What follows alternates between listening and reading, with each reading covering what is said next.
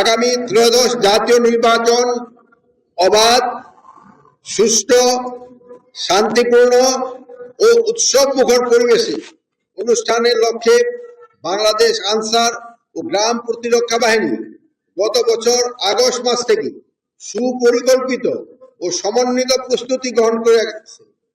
নূতন প্রশিক্ষণ নীতিমালার আলোকে ইতিমধ্যে ৫৬,০০০ উপজেলা থানা কোম্পানি আনসার, ২,৫৫,০০০ টিডিপি সদস্যা এবং ৩,০০০-এর অধিক আনসার ব্যাটালিয়ন সদস্যকে মৌলিক প্রশিক্ষণ প্রদান করা হয়েছে।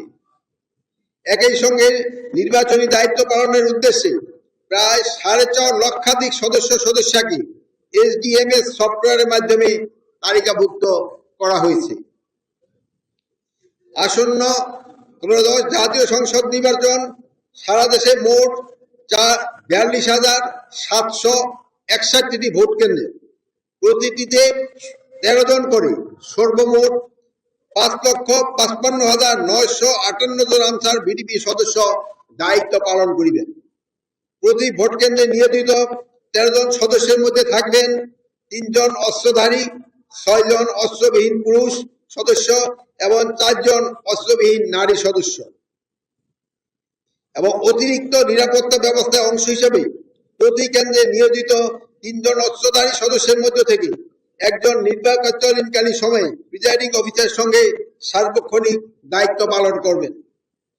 সারা দেশে ১,১৯১টি আনসার ব্যাটালিয়নের স্ট্রাইকিং ফোর্স টিম মোতায়েন থাকবে।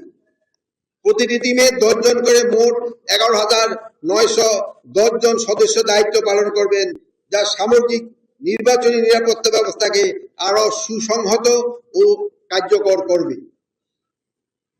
আপনাদের যে কোনো ধরনের অনৈতিক, পক্ষপাতমূলক বা দায়িত্ব বহির্ভূত আচরণ ও কর্মকাণ্ড যা নির্বাচন প্রক্রিয়াকে প্রভাবিত বা বিঘ্নিত করতে পারে তা থেকে সম্পূর্ণভাবে বিরত থাকার জন্য আমি সুস্পষ্টভাবে আপনাদের নির্দেশনা প্রদান করছি।